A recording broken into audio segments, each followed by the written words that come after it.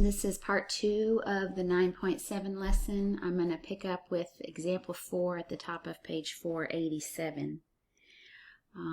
This one's important because this is more real life example. You will notice that in the box it says Scott and Karen's meal cost $16.18. They want to leave a tip of about 20%. This is what actually does happen in restaurants.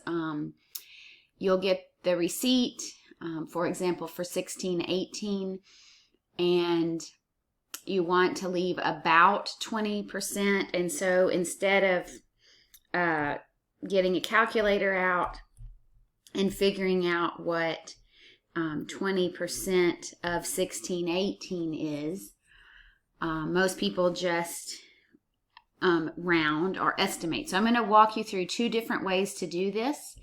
The first is the way that I usually will round a tip, knowing that 20% is 10% times 2, all right?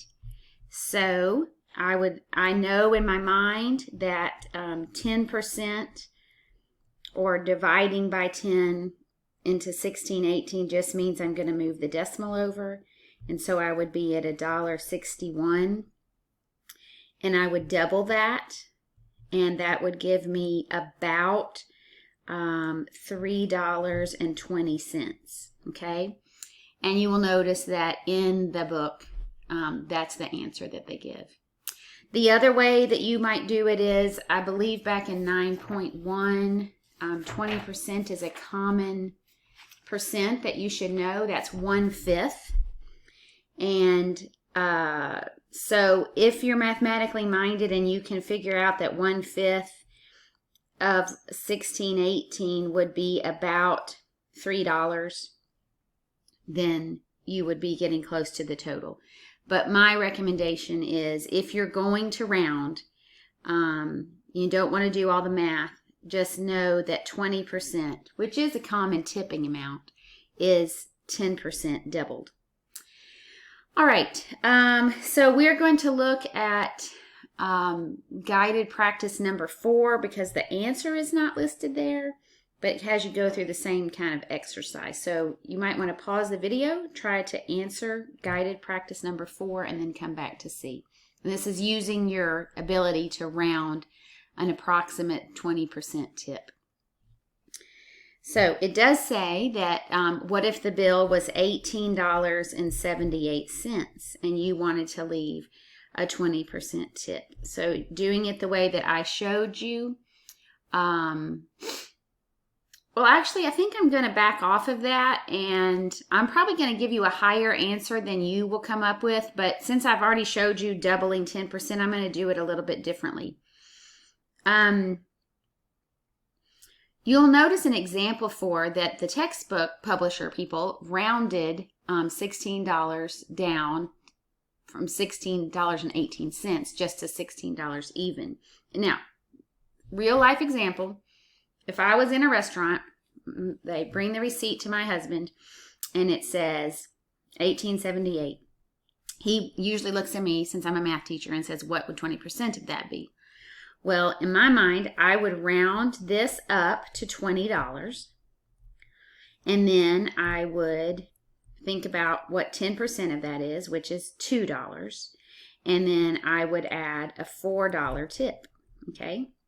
And sometimes, if you're curious, I would even go back to this original amount. So you have the receipt in front of you, and you're supposed to put the tip.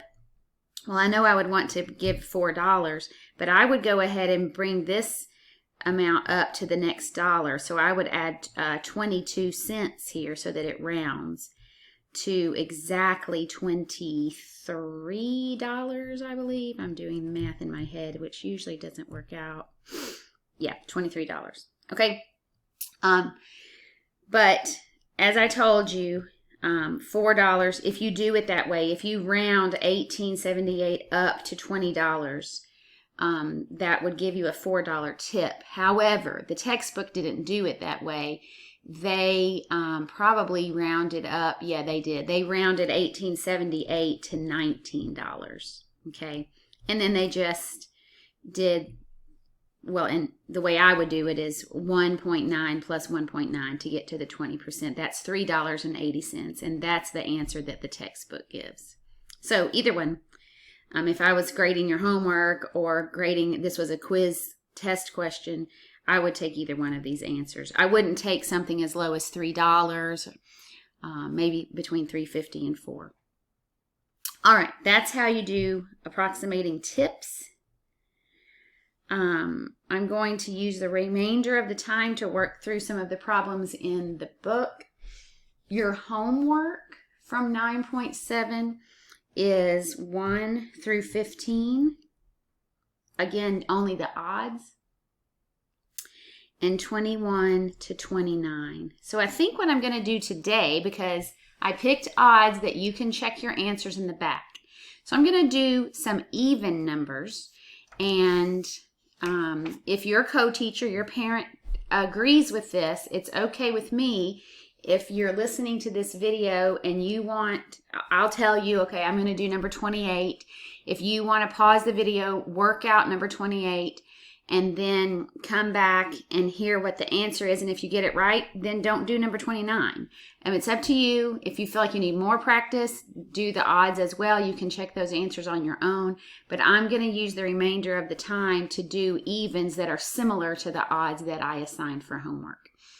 And I am going to start with number 28. Now, I will give this disclaimer. I have not read through the evens, so I might read one and then say, oh, that's probably why I wouldn't have assigned it to you. So we'll see what happens. Number 28 says a $140 car stereo is marked up by 50%, a 50% markup. And I'm going to just give myself a note that it's going up in price. Then it's discounted 50%, okay? So I'll say then, little dots, okay? The question says, will the final price of the car stereo be $140? Now, you're not going to have a question like this. I am going to work through it just so you learn how to reason this. But let me try to explain this. If you raise the price from $140 by 50%, you're adding $70 because you're doing half of this amount back to it, okay?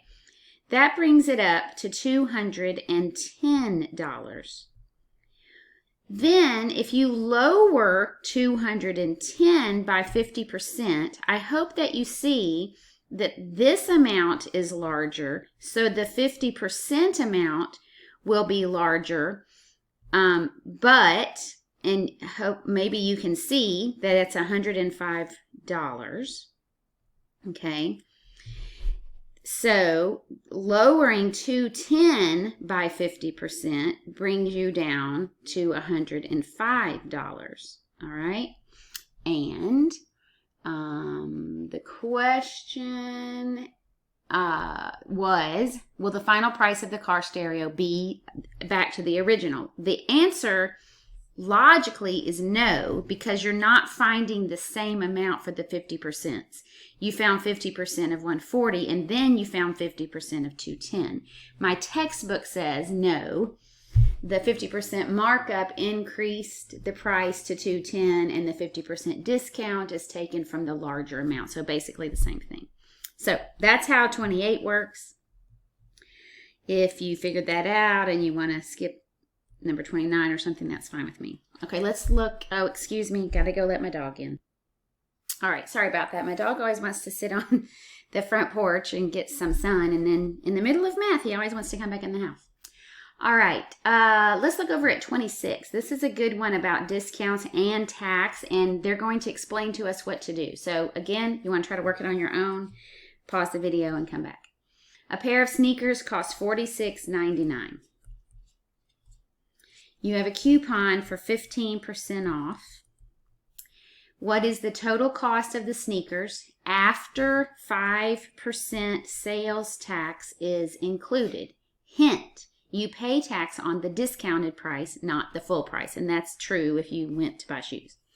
All right, so we're going to figure out what is the discount by figuring out what is 15%, switch to a decimal, times 46.99. So we go to our calculator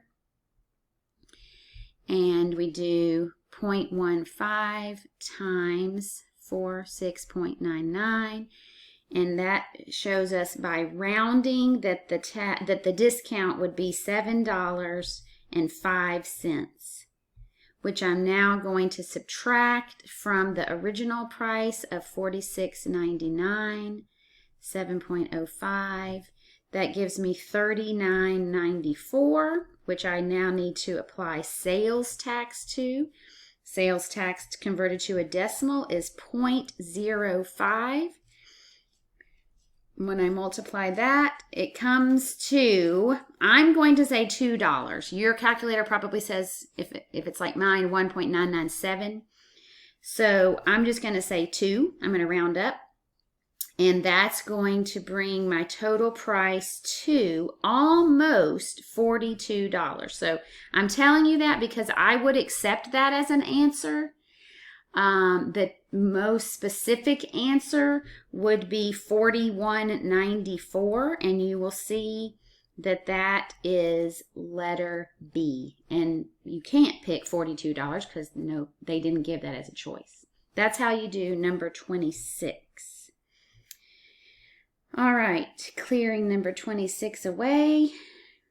I think I have time for maybe 2 more. Let's jump back to number 24. Nope, that's a writing one. I don't really want to have to go over that with you. 22. You have a $20 gift card from a bookstore. $20. You use it to buy 2 books for a total of $18.49. Okay. The sales tax is $5.75. Will your gift card cover the cost? And we have to explain our reasoning. So whether we say yes or no, we have to say why. So let's figure it out. What's our tax? $5.75. So 5.75% means I'm going to go back this way, and I'm actually going to work the problem. Sorry, didn't mean to put that on there. 0.0575, might as well do all the digits, times 1849. So go to the calculator. 0.0575 times 18.49 is $1.06.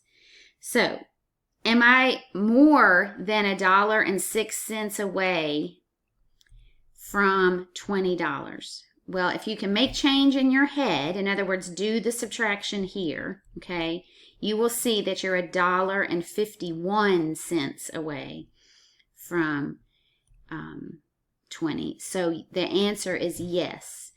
You can pay the tax still using the gift card, and all of this math is the reason why. That is number 22. And I think I'm going to go ahead and stop the video here. If you have any questions about how to work out percentages, discounts, markups, tax, tip, please shoot me an email. You've sat through 2 long videos, and I'm more than willing to help you out. Maybe we can FaceTime. I'd love to see you anyway. So good luck on 9.7, and let me know if you have any trouble.